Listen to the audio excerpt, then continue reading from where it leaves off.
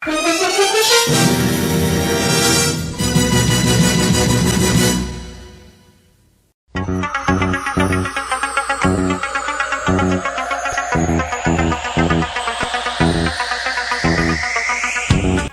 up, TV was a big part of my life, and I know it was the same for a lot of you too.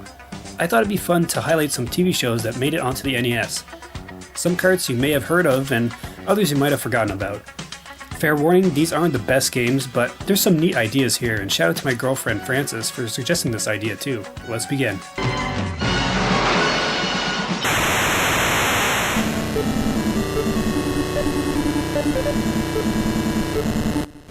That's right, the Hoff is on the NES. Acclaim brought to us their Rad Racer ripoff just in the first-person view mode. Of course, we pilot Kit on a quest across the US and Canada to thwart international terrorists around 16 stages in length.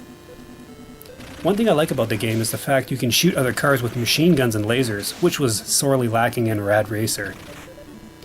And hitting the boost button will make Kit fly her ridiculously high in the air, although you have to use it sparingly because it uses a lot of gas. You can upgrade Kit with better engines, weapons, and shields, which was an unexpected bonus. Plus you receive a password every 3 levels, so that's pretty cool. Knight Rider isn't the best, but it's actually okay and there's some fun to be had here.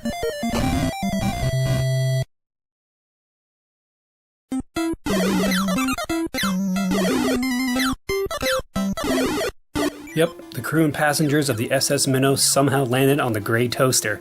An incredibly odd choice that a show from the 60s gets a game on the NES in the late 80s. Essentially, this card is all about doing fetch quests for the entire cast of the TV series. You control the skipper, and Gilligan is your annoying sidekick that's pretty well useless, but you need him in order to progress the story or obtain key items. He falls down holes a lot and gets beat up pretty easy, but I like the fact that the developers gave you the rope item to instantly call back the goof. It's not a bad game per se, you're just on a time crunch to find the right people and give them the right things. At least they gave you a nice map that helps out. Not bad, give it a whirl, you might like it.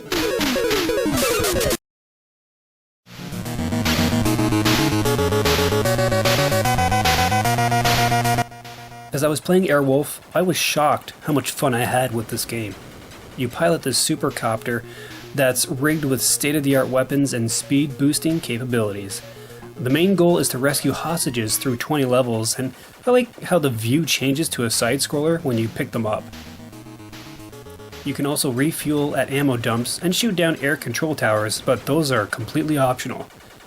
The early levels zip by pretty quick since you only have 1 or 2 people to rescue, but some of the later ones will require you to refuel.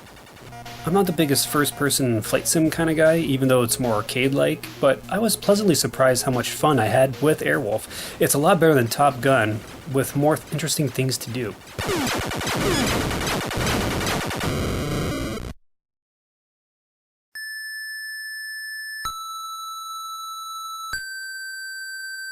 So if you can stomach a more slower-paced game, then Star Trek 25th Anniversary might be up your alley.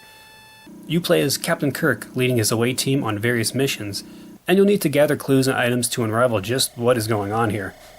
For example, the first mission has the crew beaming down on a jungle planet, looking for dilithium crystals to power up their ship.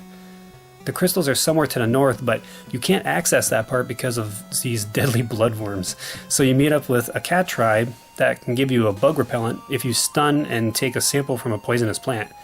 Then you can get into the swamp, grab a key, and then enter a strange door embedded in a rock. Turns out that rock is a starship, which was quite a twist actually, it's kind of cool. It's stuff like that that keeps this game interesting, definitely give it a shot.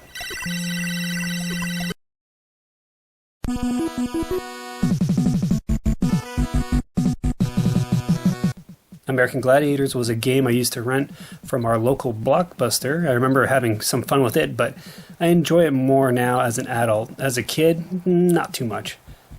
So you're a faceless mook taking on these oiled up and muscular marauders in 5 different events. Cannonball is fun. Powerball is tricky until you figure out that you can get the gladiators stuck, dumb jocks. Assault is the most fun in my opinion, although I don't remember laser shooting from a hover platform. The wall is the most difficult, having you weave around obstacles and gladiators, and the last event, the joust, is the more infamous one because of the death scream. Then you get the Eliminator, and look out for those medicine balls. It's all goofy fun and has some nice artwork of each Gladiator.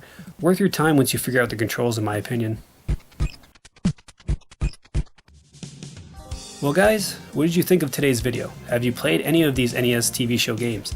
Let me know down in the comment section below. I'm Will. For those about the retro, we salute you. Take care.